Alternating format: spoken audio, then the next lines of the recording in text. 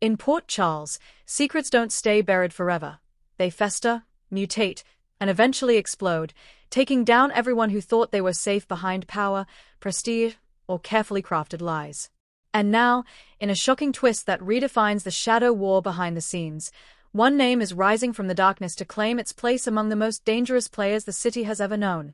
Andrew Hawkes, better known to the world as WSB director Ross Cullum, and the long-hidden, evil secret partner of the enigmatic and ruthless Sidwell. For months, viewers have sensed that something was off. The clues were subtle at first: a delayed response here, a classified file misplaced there, an operation that went wrong in ways that felt too precise to be coincidence. The World Security Bureau, the organization meant to protect the world from international threats, was suddenly stumbling. Intel was leaking. Enemies were always one step ahead. And somewhere in the chain of command, a ghost was pulling strings. That ghost, it turns out, had a face. And a very familiar one. Andrew Hawkes arrived in Port Charles under the polished, impeccable guise of Ross Cullum, a decorated intelligence officer, a strategic mastermind, and eventually, the newly appointed director of the WSB. To the public, and even to most of the agency, Cullum was the embodiment of order, calm, measured, a man who spoke of global stability and sacrifice with the quiet conviction of someone who had given his entire life to the cause. But what no one knew, what no one was supposed to know, was that Ross Cullum wasn't the whole truth. Andrew Hawkes was the truth. A man forged not by patriotism, but by betrayal. A man who learned early that institutions chew up the loyal and reward the ruthless. A man who didn't just want to serve power, he wanted to control it. Long before Sidwell became a name whispered in intelligence circles, before his network of mercenaries, black market tech dealers, and political puppets began destabilizing regions and manipulating governments, he and Hawkes crossed paths in the ruins of a covert operation that officially never happened. Two operatives on opposite sides, both abandoned by their handlers, both left for dead. They survived. And in survival, they found something far more dangerous than vengeance: alignment. Sidwell was the visionary chaos architect, the man who believed the world was beyond saving and needed to be reshaped through controlled destruction. Hawkes was the strategist, the insider who understood systems, hierarchies, and how to rot them from the inside out. Together, they formed a partnership that would span decades, continents, and countless body counts. While Sidwell built his empire in the shadows, Hawkes did something even more audacious. He climbed the very ladder designed to stop men like Sidwell. He joined the WSB, not as a mole, not as a double agent, but as a future king. Every promotion was calculated. Every successful mission carefully engineered to remove rivals and elevate his own reputation. He cultivated allies, mentored protégés, and positioned himself as indispensable. By the time Ross Cullum became director, Andrew Hawkes had already turned the WSB into a compromised weapon, one that could be subtly redirected, delayed, or blinded at exactly the right moment. And all the while, Sidwell benefited. Operations targeting Sidwell's networks failed by minutes. Task forces were misrouted.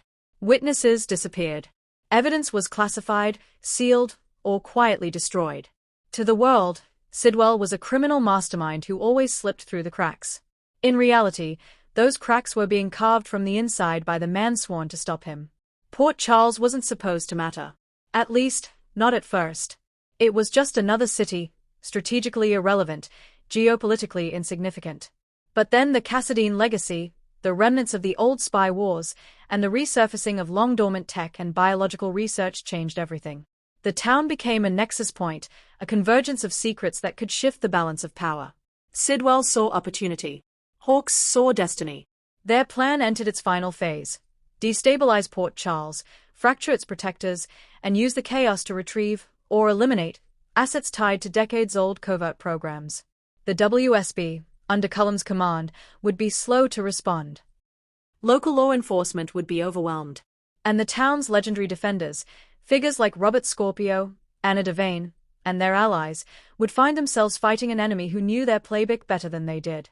Because Hawkes had studied them, profiled them, respected them, and now, intended to break them.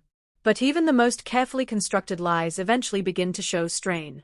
Anna Devane felt it first, the instinctual chill that told her the room wasn't safe, even when every scan said it was.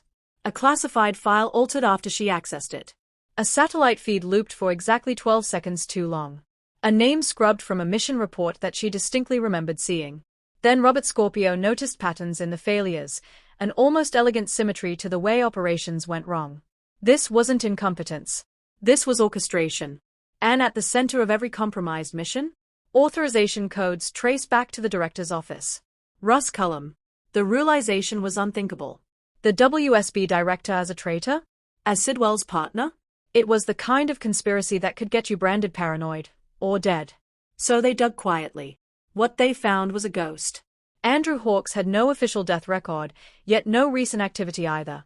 A legend from Black Ops lore, a man who vanished after a botched mission 25 years earlier. A man whose psychological profile, skill set, and known associates aligned disturbingly well with Sidwell's rise. The final piece came from an old Cassadine archive, data hidden so deep it was practically fossilized. A single encrypted transmission between Sidwell and an unidentified contact, signed only with a code name. Raven Prime. That code name belonged to Andrew Hawks. And Raven Prime now sat at the top of the WSB. The confrontation was inevitable. In a secure underground facility, Anna and Robert finally cornered Russ Cullum with evidence that couldn't be denied. For a moment, the mask held. The calm director, the statesman, the protector of global security. Then he smiled. Not the reassuring smile of a leader. The cold, knowing smile of a man who had already calculated every possible outcome. Russ Cullum is a role, he said quietly. Andrew Hawks is the reality. He didn't rant. He didn't gloat. He explained. He spoke of a world run by hypocrisy, of agencies that create monsters and then pretend to be shocked when those monsters turn on them. He spoke of Sidwell not as a partner, but as a necessary force, someone willing to do what governments only pretend to be willing to do. Order through disruption, Hawks said. Control through fear. You call it evil. I call it honest. And then he revealed the final truth. Port Charles wasn't just a battleground. It was the prototype. The exposure of Andrew Hawks as Sidwell's secret partner doesn't just redefine the current storyline, it recontextualizes years of intrigue. Every unexplained escape. Every mission that failed at the worst possible moment.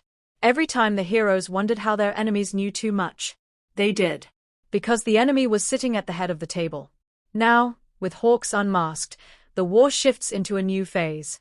Sidwell is no longer just an external threat, he's the visible half of a two-headed serpent. The other half has already infiltrated the heart of the world's most powerful intelligence agency. Trust is shattered. Alliances are in question. And the line between protector and predator has never been thinner.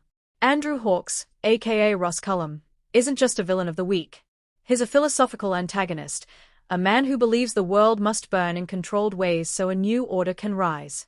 A man who sees heroes as obsolete, loyalty as a liability, and morality as a weakness to be exploited. And Sidwell? Sidwell finally has what he always wanted, a partner who doesn't just operate in the shadows, but commands them. As Port Charles braces for the fallout, one thing is certain. The revelation of Hawks' true identity has opened a door that can never be closed again. The war is no longer about stopping a single mastermind. It's about dismantling an entire system that has already been compromised at the top.